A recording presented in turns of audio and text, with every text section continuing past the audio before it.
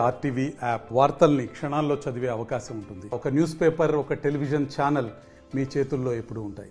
దక్షిణ కాశీగా పేరొందినటువంటి వేములవాడ రాజన్న ఆలయం పూర్తిగా క్లోజ్ చేయడం జరిగింది. గత కొంతకాలం నుంచి ఇదిగో అదిగో అప్పుడు క్లోజ్ చేస్తామని చెప్పినటువంటి అధికారులు ఎవరికి చెప్పపెట్టకుండా క్లోజ్ చేశారని హిందూ సంఘాలకు సంబంధించినటువంటి నేతలు ఆందోళనకు దిగారు. మొత్తం మీద రాత్రికి రాత్రే గుడిలోకి ప్రవేశం లేకుండా మొత్తం పకడ్బందీగా కట్టుదిట్టమైన చర్యలు చేపట్టడం జరిగింది.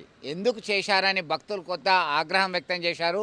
కనీస సమాచారం ఇవ్వరా అని చెప్పేసి సైతం ఆందోళనకు దిగారు. దీనిలో భాగంగానే ఎల్ఈడి స్క్రీన్స్ ఏర్పాటు చేస్తాము, లఘు దర్శనం అనేది నిన్న మొన్నటి వరకు ఉండేది.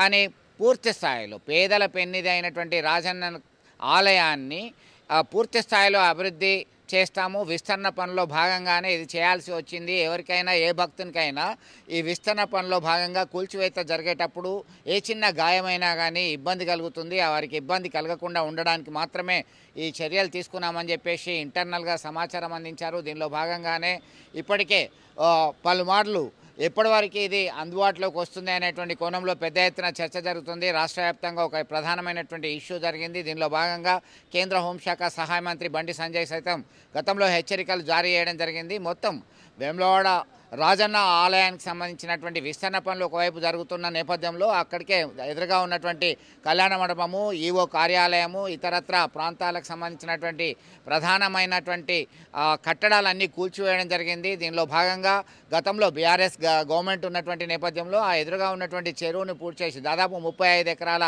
గుడి చెరువు అంతా కూడా అందుబాటులోకి తీసుకురావడం జరిగింది. భక్తులకు మెరుగైన సౌకర్యాలు అందించడానికి ఒక 100 సంవత్సరాల వరకు భక్తులకి ఎలాంటి ఇబ్బంది లేకుండా ఆలయాన్ని అభివృద్ధిలోకి అందుబాటులోకి తేవడమే ప్రధానమైనటువంటి ఉద్దేశమని వేములవాడ ఎమ్మెల్యే ప్రభుత్వ విప్ ఆది శ్రీనివాస్ చెప్తున్నటువంటి పరిస్థితి. అయితే ఆయన మాటలో క్లారిటీ లేదు అని చెప్పేసి భక్తులు ఆగ్రహం వ్యక్తం చేస్తున్నారు. మరొక వైపు మేడారం సమ్మక్కను దర్శించుకోవాలంటే వేములవాడ రాజన్నను దర్శించుకున్న తర్వాతనే బెల్లాన్ని మనం ఇక్కడ బంగారంగా భావిస్తాము. ఆ బంగారం పంచిన తర్వాతనే వేములవాడ రాజన్నను దర్శించుకొని మొక్కులు అప్పచెప్పిన తర్వాత మేడారం సమ్మక్కకు వెళ్ళడం అనేది ఆనవాయితీ.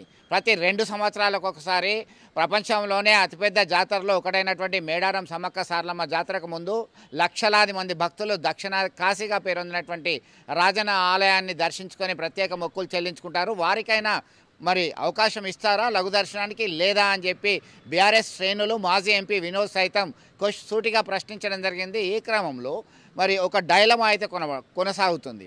మొత్తం మీద పటిష్టమైనటువంటి బందోబస్తు ఏర్పాటు చేశారు. మరొక వైపు భీమన్న ఆలయ అభివృద్ధికి కట్టుదిట్టమైన చర్యలు చేపట్టారు. భీమన్న ఆలయంలోనే శాశ్వతకు సంబంధించిన ఆర్జిత సేవలు, ఇటు అభిషేకాలు, అర్చనలు, కుంకుమ పూజలు, కోడెమొక్కులు అన్నీ సైతం అక్కడికి మార్చారు. గతంలోనే కేవలం దాదాపు నెల రోజుల నుంచి లఘు దర్శనం ఉండేది. ఆ లఘు దర్శనం కాస్త క్లోజ్ అయ్యేసరికి భక్తులు ఒక ఆందోళనకు దిగారు. అంటే గతంలో కేవలం యాదగిరిగుట్టలో అభివృద్ధి విస్తరణ పనులు జరిగినప్పుడు ఆ ఆలయం మూసేశారు, కానీ బాలాలయం ఏర్పాటు చేశారు.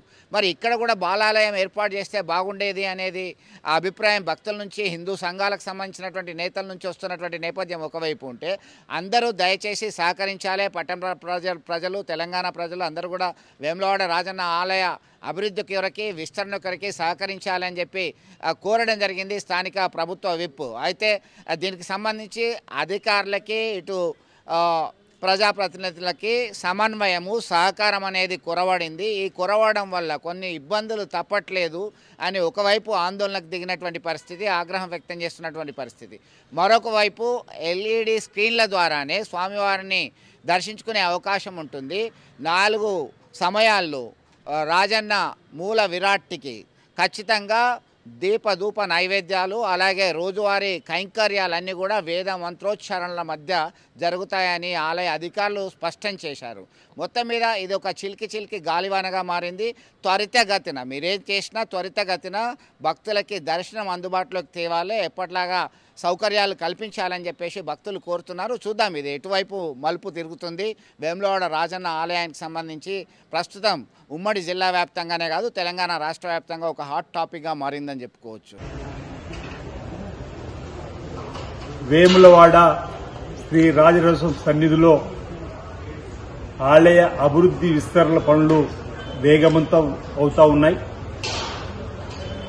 గౌరవ తెలంగాణ రాష్ట్ర ముఖ్యమంత్రి శ్రీ రేవంత్ రెడ్డి గారు ప్రత్యేక చొరవతో నిధులు మంజూరు చేసిన క్రమంలో సుమారు 150 కోట్లతో ఆలయ అభివృద్ధి అదేవిధంగా పట్టణాభివృద్ధి చేయాలని చెప్పి సంకల్పంతో ముందుకు పోతున్నటువంటి సందర్భం శృంగేరి పీఠాధిపతి జగద్గురు శ్రీ శ్రీ శ్రీ విధుశేఖర భారతి గారి సూచనలు సలహాలు వారి ఆశీస్సులతోటి ముందుకు పోతున్నటువంటి క్రమంలో ఇటీవల వారు స్వయంగా వచ్చి రాజన్న ఆలయంలో పరిశీలన జరిపి వారు చెప్పిన సూచనలు సలహాలు పాటిస్తూ ముందుకు పోతున్న క్రమంలో ప్రణాళికబద్దంగా ముందుకు పోతున్నటువంటి సందర్భంలో వచ్చేటువంటి భక్తులకు అర్జిత సేవల కోసం ఆల్టర్నేటివ్ గా భీమేశ్వర ఆలయంలో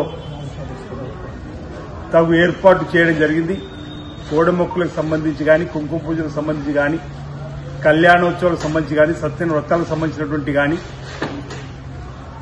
అదేవిధంగా స్వామివారి ఆలయం ముందున్నటువంటి రావి చెట్టు దగ్గర కూడా ప్రత్యేకంగా దర్శన ఏర్పాట్లను కూడా భక్తుల కోసం ఏర్పాటు చేయడం జరిగింది. రాష్ట్ర వ్యాప్తంగా ఇతర ప్రాంతాల నుంచి భక్తులు వచ్చేటువంటి భక్తులు దయచేసి సహకరించి రాజన్న ఆలయ అభివృద్ధిలో మీ వంతు సహకారంతో మరి మీ సహకారాన్ని సంపూర్ణంగా అందివ్వాలని చెప్పిన సందర్భంగా కోరుతూ రాబో రోజుల్లో వీళ్ళతో తొందరగా స్వామివారి ఆలయ విస్తీర్ణ అభివృద్ధిని గావింపేసే లక్ష్యంతో ఈ ప్రభుత్వం ముందుకు పోతుందని చెప్పిన మాట ఈ సందర్భంగా తెలియజేస్తూ ప్రజల భక్తుల మనోభావాలకు అనుగుణంగా ముందుకు సాగుతామని చెప్పిన గతంలో చెప్పాం. ఇప్పుడు కూడా వారి యొక్క ఆలోచన తీసుకుని ముందుకు పోతామన్నమాట. బ్రాహ్మణోత్తములు వేద పండితులు చెప్పేటువంటి ఆలోచన కూడా తీసుకుని మేము ముందుకు పోతాం.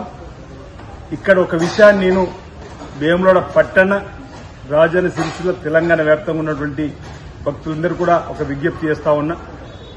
మీ ఆలోచన అనుగుణంగానే ఇక్కడ అభివృద్ధి జరుగుతుంది.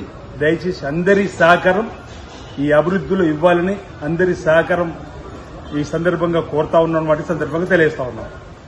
మరిన్ని వీడియోస్ కోసం ఛానల్ ని సబ్స్క్రైబ్ చేయండి. లేటెస్ట్ అప్డేట్స్ కోసం వాట్సాప్ ఛానల్ ని ఫాలో చేయండి. అండ్ లింక్ డిస్క్రిప్షన్ లో ఉంది.